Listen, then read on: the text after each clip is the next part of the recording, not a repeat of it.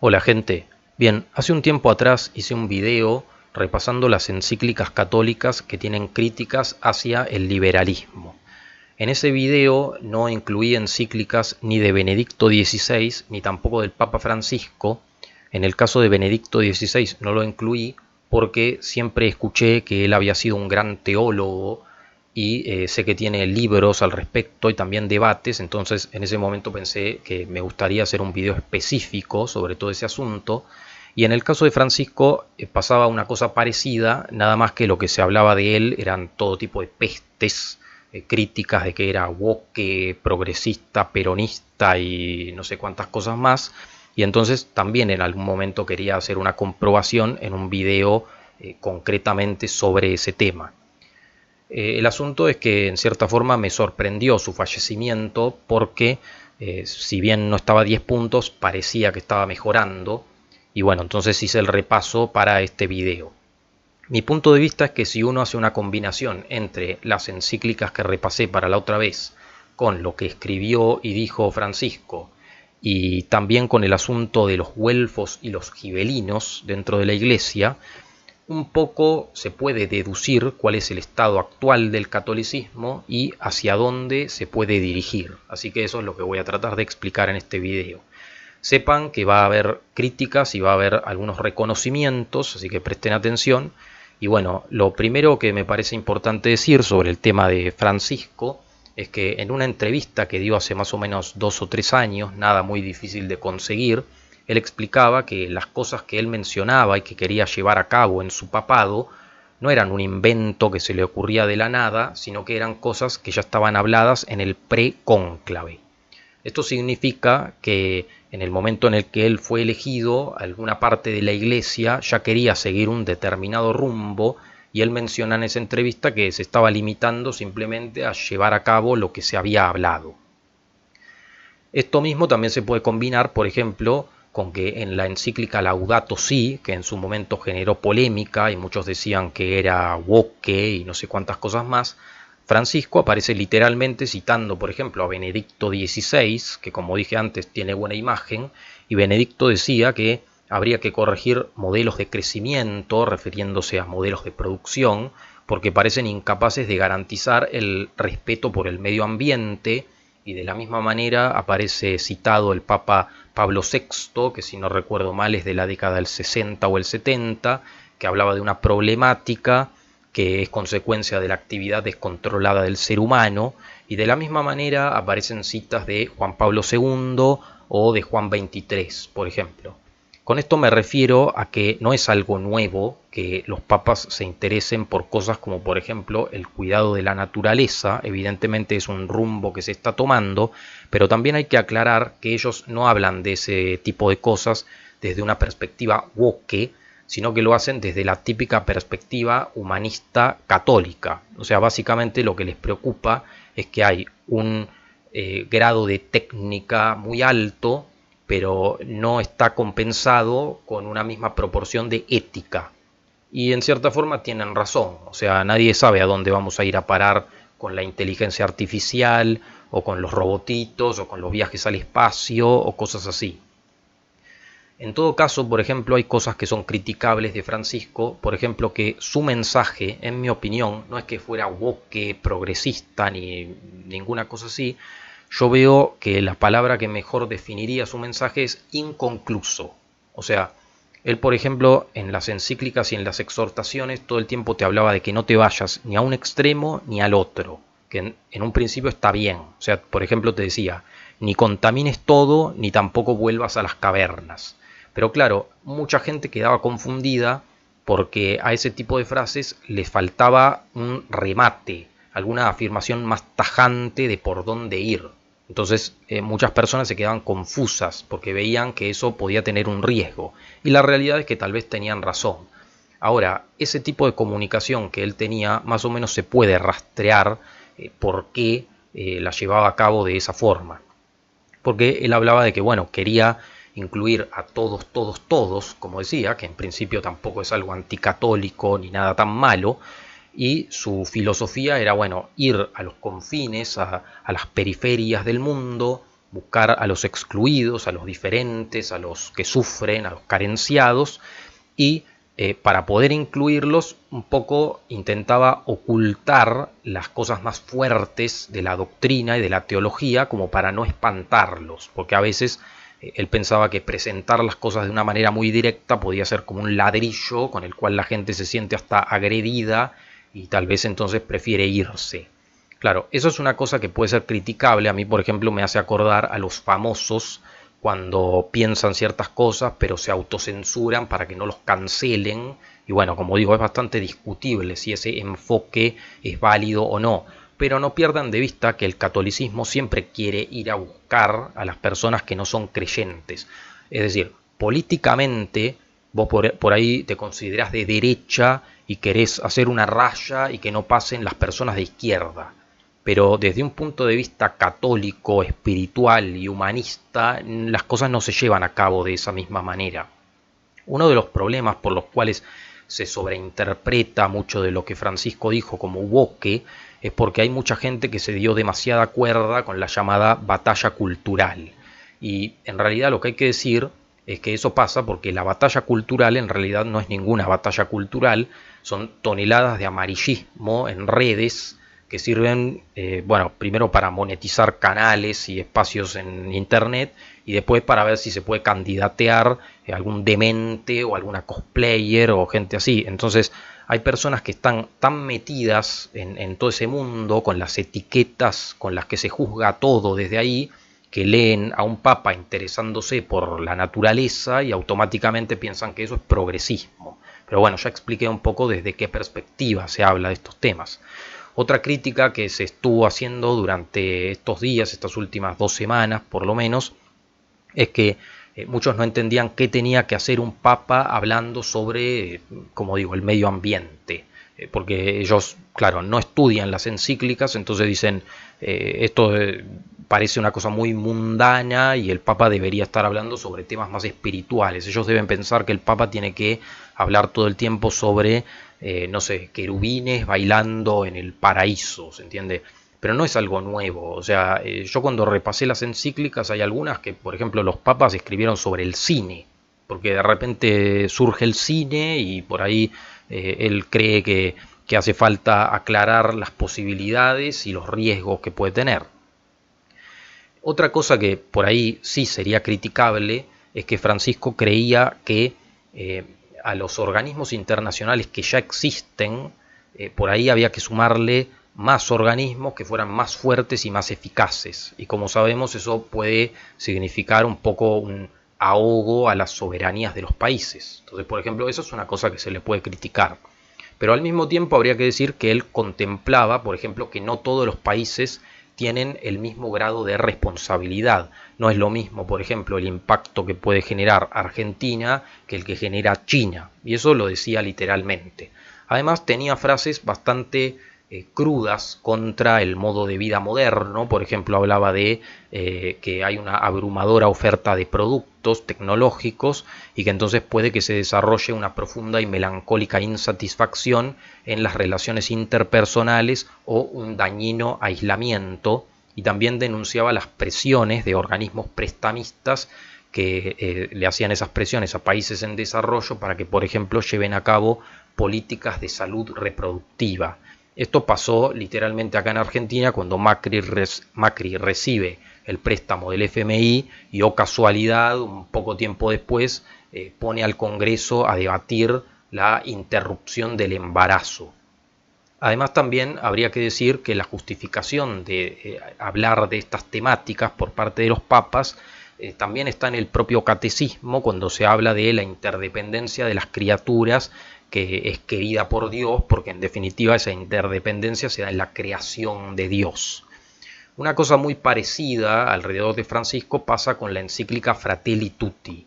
Es fácil malinterpretar esa encíclica porque muchos pueden sacar la conclusión de que te está diciendo que tenés que meter en tu barrio y hasta en tu casa a una persona que no se adapta a la cultura del lugar y que por ahí causa disturbios. La realidad es que él no decía exactamente eso. En todo caso, lo que se denunciaba es que por ahí hay personas que salen de ciertos países, están desesperadas, en muchos casos también salen engañadas, creyendo que van a llegar a otro lado, y por ahí políticamente muchos juegan con decir que se van a cerrar, pero es una tragedia que algunas personas estén ahogando en la orilla de un país sin poder entrar. O sea, el Papa lo que quería es que por ahí se hable del tema para ver qué soluciones se le podía encontrar a todo ese asunto, porque como digo, desde un punto de vista humanista, eso es bastante trágico.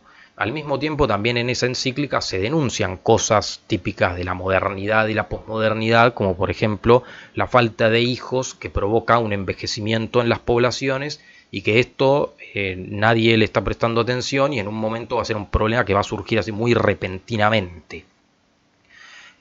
Su intención era, bueno, la integración del diferente, o sea, esto va en línea con lo que dije antes, pero por ejemplo acá también aparecían estas frases que él te invitaba a no irte ni a un extremo ni al otro y te dejaba en lo inconcluso, porque por ejemplo se te decía, no se trata de proponer un perdón renunciando a los propios derechos ante un poderoso corrupto, ni ante un criminal, ni ante alguien que degrada nuestra dignidad. Entonces, por un lado vos tenés que integrar, pero también tenés que tener cuidado de no proponer un perdón ante alguien que por ahí hace algún delito o alguna cosa así. Entonces, sí, mencionarte que no te vayas a esos dos extremos tiene todo el sentido, pero le falta aclarar un poco más. Las exhortaciones que escribió también generaron alguna polémica, porque, por ejemplo, en la exhortación Amoris Laetitia, él mencionaba que, por ejemplo, se podría tener alguna contemplación con las personas divorciadas y las personas divorciadas y vueltas a casar. Ustedes saben que en el catolicismo un caso así es visto como adulterio.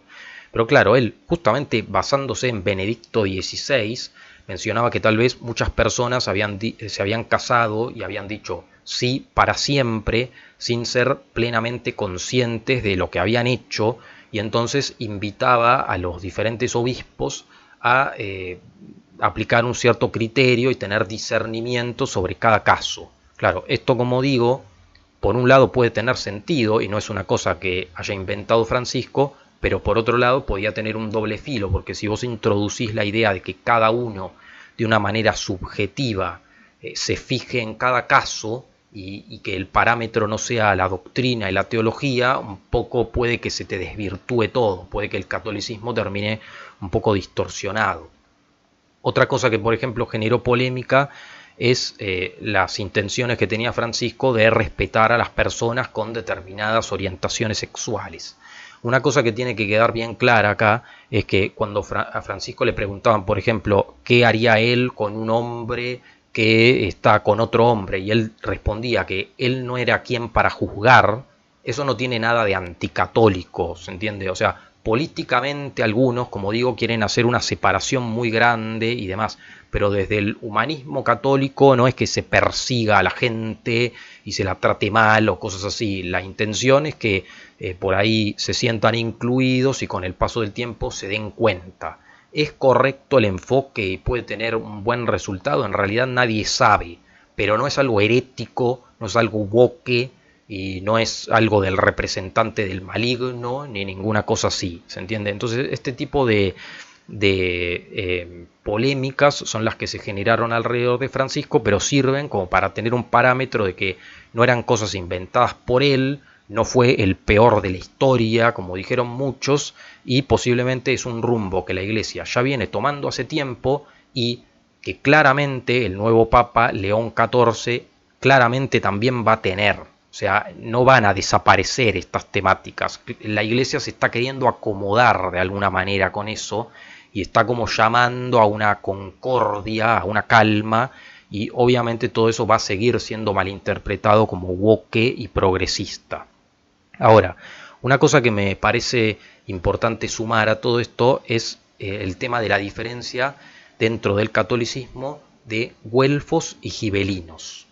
Acá hay que entender esto. En el año 1260, si no recuerdo mal, o sea, bastante tiempo atrás, se da la batalla entre güelfos y gibelinos. Los gibelinos defendían un tipo de Estado tradicional, es decir, ellos creían que por un lado tenía que estar el Papa dedicándose a los asuntos espirituales, a los asuntos de la teología, elevando a las personas hacia Dios, pero por otro lado los gibelinos también veían que el político, que en ese momento estaba representado en la figura del emperador, también tenía una impronta sagrada que cumplir, una tarea sagrada que cumplir, ¿se entiende? Porque en definitiva el hecho de, en cierta manera, legislar, impartir justicia, defender el territorio, todas las tareas guerreras que el emperador tenía que llevar a cabo, eran una manera de llevar adelante una tarea sagrada, una causa sagrada, ¿se entiende? Entonces, en cambio, frente a los gibelinos estaban los güelfos. A los güelfos ya un poco les había picado el bicho de lo burgués, entonces una presencia muy importante del emperador les molestaba porque no podían llevar adelante sus intereses y entonces eran partidarios de un catolicismo más devocional hacia el Papa sin tener entre medio al emperador molestándolos, ¿se entiende?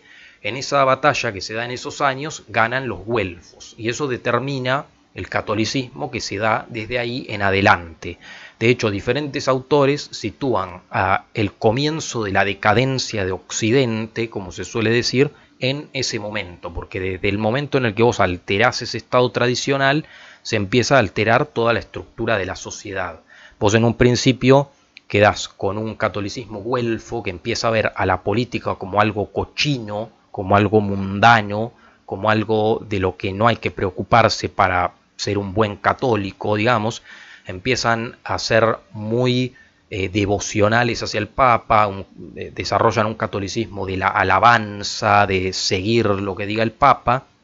Y más adelante ya empezás a tener conflictos entre los papas y los emperadores, como por ejemplo el que se dio entre Bonifacio VIII, si no recuerdo mal, y el rey Felipe el Hermoso en Francia, unos años más adelante, que ya empiezan a generar quiebres entre el papado y el rey.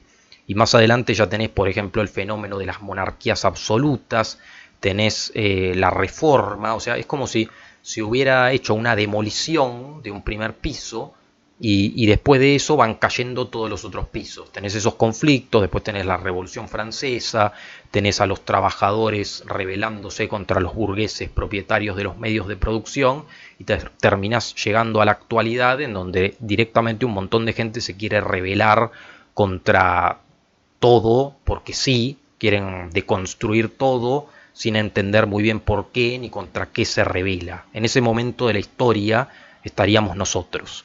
Entonces, eso es importante decirlo porque en la actualidad no solo los católicos, sino la gente por fuera del catolicismo entiende que el Papa tiene que determinar todo. O sea, el Papa solo, un tipo solo, tiene que lograr la paz en el mundo, cambiar todo el rumbo que está llevando el catolicismo y mejorar el mundo completo, ¿se entiende? Y eso es una forma justamente que va muy en línea con el catolicismo güelfo, porque en realidad la política también tendría que estar cargada de una cuestión sagrada y se le tendría que dar su debida importancia.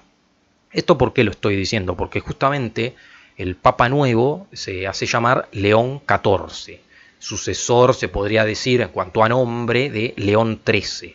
Y si ustedes vieron mi video sobre las encíclicas, León XIII no solo escribió la Rerum Novarum, sino que escribió otras encíclicas que sirvieron como base para la doctrina social de la Iglesia. En mi opinión, León XIII es uno de mis papas favoritos porque lo que él hizo es una de las cosas más importantes para una posible restauración de un Estado tradicional. O sea, ¿qué es la doctrina social de la Iglesia? Es sintetizar un montón de principios teológicos que harían falta para un proyecto político, económico y social que esté en línea con el catolicismo, como en el momento en el que estaban los gibelinos se pretendía hacer, que un gobernante, un emperador, siga los principios teológicos del catolicismo, ¿entienden? ¿Cuál es el problema con todo eso? Que el Papa León XIII deja esa doctrina Y en cierta forma no es la Iglesia la que esté en falta, más allá de todas las críticas que se le puedan hacer y más allá de lo muy atacada que puede estar desde ese momento hasta ahora. En mi opinión, los que están en falta son los fieles, son los seguidores, porque a ellos les corresponde politizarse, ¿se entiende? Ya tienen los principios doctrinales para saber qué línea tienen que seguir en un proyecto político, qué principios y qué valores tienen que seguir para ser correspondientes políticamente con el catolicismo, pero no lo llevan a cabo porque siguen el catolicismo güelfo. Entonces ellos están esperando solo al Papa, tienen devoción y en cierta forma predican ese catolicismo que es un poco como una especie de autoayuda para lidiar con las ansiedades y le escapan a lo político. Eso a muchos católicos los hace terriblemente débiles y eso permite que los engañen, ¿se entiende? Por eso digo que los de la batalla cultural se están haciendo un festín, porque están mintiendo lisa y llanamente durante todas estas últimas 2 semanas y van a seguir, ¿sí? Durante las próximas semanas van a seguir hablando del nuevo Papa, diciendo cualquier cosa, y se aprovechan porque muchos católicos no están lo suficientemente formados y politizados, ¿se entiende? Porque están muy influenciados por ese catolicismo güelfo. Entonces, ese para mí es en definitiva, habiendo dicho todo esto, el estado del catolicismo en la actualidad. Por un lado, sintetizando un poco, se viene siguiendo una dirección, un rumbo en el cual se habla de temas de la naturaleza y demás. Tiene un doble filo, pero no necesariamente es algo herético ni nada loco que haya inventado Francisco. Cuando se habla de fratelli tutti, o sea, de incluir al diferente, no es un mal valor. Lo que pasa es que hay que saber matizarlo y tal vez eso era lo que le faltaba a Francisco. Y en todo caso el problema es que la Iglesia ya dio cosas útiles para poder vivir de una manera conforme al catolicismo, pero los fieles siguen una corriente que tiene mucho que ver con lo devocional, que viene del güelfismo, y entonces no se politizan y están siendo manejados por toda una serie de derechistas, ¿sí? Que los quieren influenciar para llevar adelante una cierta política de derecha conservadora, como le llaman. Esos tipos, en definitiva, lo que están queriendo hacer es una forma de cesaropapismo posmoderno. ¿Entienden? Porque, ¿por qué criticaban a Francisco? Bueno, porque no se les plegaba en su batalla cultural. Pero la religión no está hecha para estar subordinada al político. Un papa puede hablar tranquilamente de lo que le parece, en el momento en el que lo parece, en el momento en el que le parece, y no tiene por qué seguir los tiempos y las formas que a los políticos le convienen para ganar una elección. ¿Entienden? Entonces, esa sería más o menos mi conclusión. Estaría bueno que dejen lo que piensen en comentarios. Gracias por ver este video y nos vemos en el próximo. Un saludo.